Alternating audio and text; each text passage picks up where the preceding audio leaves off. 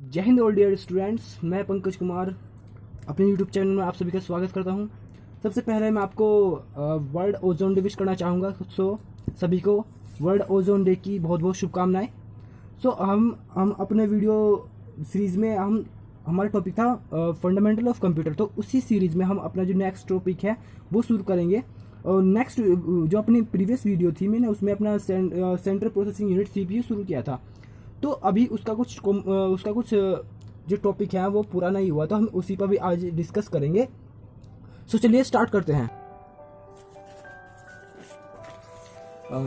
अपनी पहली वीडियो में, अब इससे जो पहले मैंने वीडियो बनाई थी उसमें मैंने सेंट्रल प्रोसेसिंग यूनिट CPU के बारे में डिस्कस किया था। तो उससे पहले एक बार वो जान लेते हैं, इससे आगे का हम समझेंगे फिर बस के बाद में।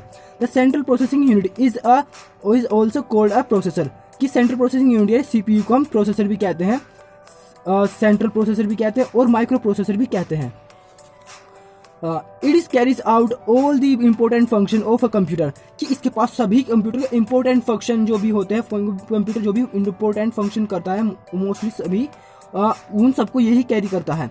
It receives instructions from both the hardware and software. इसका मतलब है कि कंप्यूटर जो है हमारा जो यानी जो CPU है वो हार्डवेयर और सॉफ्टवेयर दोनों से ही इंस्ट्रक्शंस को रिसीव करता है, उनके ऊपर वर्क करता है। CPU also help input and output devices to communicate with each other।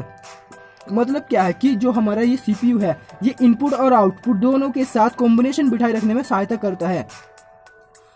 Owing to all these features of CPU, it is often referred to as the brain of computer। क्योंकि इन सभी कारणों की वजह से कि ये कंप्यूटर हमारा जो ये CPU है इतने सारे काम करता है, इस वजह से इसको ब्रेन ऑफ कंप्यूटर भी कहा जाता है।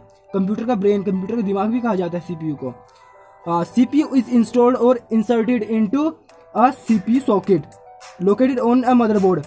जो मदरबोर्ड होता है, आपने जब भी कंप्यूटर सिस्टम देखा उसमें एक मदरबोर्ड होता है, उसमें लोकेटेड होता है एक CPU सॉकेट जिसमें CPU को हम इंस्टॉल करते हैं। Furthermore it is provided with a heat sink. यानी कि उसमें एक हीट सिंक भी होता है, आपने देखा होगा साइड में उसमें एक छोटे से गोल एक पंख वो लगे होती है, छोटा पंखा टाइप लगा होता है, जिससे वो क्या होता है वो हीट को निकाल देता है, एब्जॉर्ब कर लेता है अलग से, और जिससे हमारा जो CPU है वो कूल रहता है। CPU ठंडा रहेगा जिससे वो अच्छे से फंक्शनिंग स्मूथली करेगा। अगर हम गर्म हो जाए तो जल्दी से उसको जो भी अंदर के कंपोनेंट है वो सब खराब हो जाएंगे, जल्दी खराब हो जाएंगे गर्म होने से। जैसे इंसान का दिमाग खराब हो जाता है जल्दी गर्म होने से। हाँ, तो अब इसके बाद में हम कंप्यूटर इसका जो CPU है उसी का थोड़ा सा कंपोनेंट जो बचे हुए थे उसका थोड़ा सा फोटो भी बचा हुआ है, तो हम आगे डिस्कस करते हैं। यहाँ पे देखिए आप, ये generally a CPU has 3 component. Computer जो जनरली है जो CPU है इसके 3 कंपोनेंट्स होते हैं। क्या है? ALU यानी कि अर्थमेटिक लॉजिकल यूनिट, सेकंड है CU कंट्रोल यूनिट, तीसरा है memory and storage unit. Memory को ही स्टोरेज यूनिट कहते हैं। तो पहला हम शुरू करते हैं कंट्रोल यूनिट से। कंट्रोल यूनिट क्या है? It is the circuitry in the control unit. जो कंट्रोल यूनिट है उसमें एक सर्किट होता है which makes use of electrical signals और to insert the computer system for executing already stored instructions. जैसे कि आप जानते हैं CPU यानी कि जो ये कंट्रोल यूनिट है CPU में होता है, तो CPU में आने से पहले कोई भी इंस्ट्रक्शंस हमारी इनपुट डिवाइस में होती है। तो इनपुट डिवाइस से जो इंस्ट्रक्शंस आती है पहले वे स्टोर होती है, तब वहाँ से ये इंस्ट्रक्शंस उठाता है CPU और उसके ऊपर वर्क करता है। जो इलेक्ट्रिकल सिग्नल आते हैं उसको उन पर वर्क करता है। It takes instructions from memory and then decode the execute this instructions. मतलब क्या है कि जब हमने पहले वीडियो में पढ़ा था कि जब इनपुट डिवाइस जो है हमारा सिग्नल सेंड कर देता है, यानी कि जो इंस्ट्रक्शंस है डाटा है उसको सेंड कर देता है CPU के लिए, तो उससे पहले वो उसकी मेमोरी में सेव हो जाता है, टेम्परेरी मेमोरी स्टोर हो जाता है, जिससे वो आगे के लिए भी वर्क कर सके। तो पहले वो मेमोरी में हो जाता है, मेमोरी से डिकोड करते हैं उसको, तब इंस्ट्रक्शंस के ऊपर काम करते हैं। So it control and coordinate the functioning of all parts. इसीलिए ये कंप्यूटर के ऑल पार्ट्स को कोऑर्डिनेट करता है, उनके फंक्शनिंग को ऊपर वर्क करता है। All parts of the computer के ऑल पार्ट्स के लिए। The control unit main task is maintain the regulate the flow of information. मतलब कि कंट्रोल यूनिट का मेन फंक्शन क्या है, मेन टास्क क्या है? उसका मेन टास्क है regulate the flow of information. मतलब कि इंफॉर्मेशन का फ्लो है उसको रेगुलेट करने का, कहीं भी ज़्यादा कम इंफॉर्मेशन भेजनी है उसके अकॉर्डिंग। अगर आप कंप्यूटर पर आई मीन अपना जो भी इलेक्ट्रिक डिवाइस है, मतलब मोबाइल है या कंप्यूटर है, उस पर कुछ सर्च करते हो, अगर हमने फंडामेंटल ऑफ कंप्यूटर सर्च किया है तो उसमें सिर्फ फंडामेंटल ऑफ कंप्यूटर के बारे में जितनी इंफॉर्मेशन है कंप्यूटर वही हमें प्रोवाइड करेगा, उससे ज़्यादा नहीं ना उससे कम। तो इस सब को रेगुलेट कैसे करते हैं? कंट्रोल यूनिट की सहायता से, जो सीपीयू के अंदर होता है।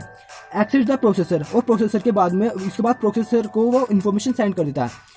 It does not take part in processing and storing data. जो हमारा सीयू है यानी कि कंट्रोल यूनिट है, वो प्रोसेसिंग और स्टोरिंग डाटा में कोई भी ये पार्ट नहीं लेता। इसका काम सिर्फ इतना है, अपने regulate the flow of information.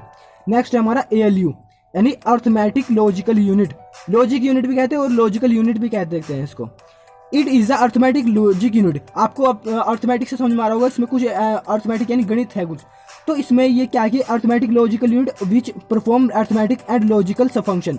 इसमें लॉजिकल फंक्शन होते हैं और कुछ अर्थमेटिक फंक्शन होते हैं। तो अर्थमेटिक फंक्शन में क्या इंक्लूड होता है? एडिशन यानी जोड़ना, सब्सट्रैक्शन घटाना, मल्टीप्लिकेशन गुना और डिवाइडेशन एंड कंपैरिजन, ये सब उसमें इंक्लूड होते हैं। अगर हम करें लॉजिकल फंक्शन की बात में, लॉजिकल फंक्शन में क्या इंक्लूड होता है? Selecting, comparing and merging the data. Data को मर्ज करना और उसका कंपैरिजन करना, कुछ सिलेक्ट करना डाटा को, उसके लिए ये लॉजिकल यूनिट फंक्शन करती है। अ सीपीयू में contains more than one ALU। एक सीपीयू में एक से ज्यादा भी ALU हो सकते हैं। Furthermore ALU can be used for maintaining timers the help run the computer. जो ALU है उसके ऊपर ही जितना ALU ज़्यादा होंगे उसके अकॉर्डिंग वो उतनी जल्दी वर्क करता है, उसमें हेल्प करता है। नेक्स्ट हमारा टॉपिक है memory and storage.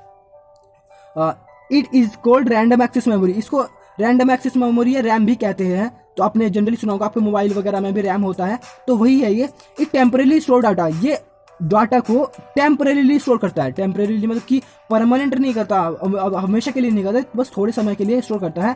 Programmes, data को भी, प्रोग्राम को भी, and immediate the final result of processing. मतलब फाइनल प्रोसेसिंग मतलब फाइनल रिजल्ट जो होता है प्रोसेसिंग का, उसको भी ये थोड़ा समय के लिए स्टोर कर लेता है। So it acts as a temporary memory area. इसलिए टेम्परेरी मेमोरी के साथ जैसा वर्क करता है। That hold the data temporary which is use to run the computer. जो कंप्यूटर को रन करने के लिए, कंप्यूटर चलाने के लिए टेम्परेरीली यूज होता है।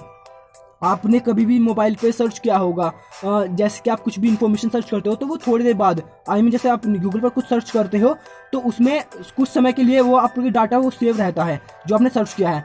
बट कभी कभी ऐसा भी होता है कि वो कुछ समय बाद, अगर आप देखोगे 1 हफ्ते बाद या 2 हफ्ते बाद, तो वो आपको नहीं मिलेगा, आपको दोबारा से उसको सर्च करना पड़ेगा, इसलिए वो टेम्परेरीली स्टोर हो जाता है। ऐसा ही होता है। तो गाइस आपको समझ में आया कि हमारा जो ये CU है, CPU है, इसमें 3 कंपोनेंट होते हैं CPU में, ALU, CU and memory, arithmetic logical unit और कंट्रोल यूनिट और एक मेमोरी। ये बहुत छोटा टॉपिक है, वैसे मुझे छोटा लिखा हुआ है मैंने, इसके बाद में मैं इसके ऊपर मैं और भी वीडियो बनाऊंगा। अगर आप कमेंट करना चाहते हो, कमेंट कर सकते हो कि मेमोरी की अगर आप छोटा लग रहा है तो मुझे कमेंट करके बता देना, मैं इसके ऊपर एक नेक्स्ट वीडियो बना दूंगा, एक बड़ी वीडियो डीपली इसमें समझाने के लिए। सो गाइस आज के लिए इतना ही। Thank you, thanks for watching my video and congratulation for world ozone day. Thanks.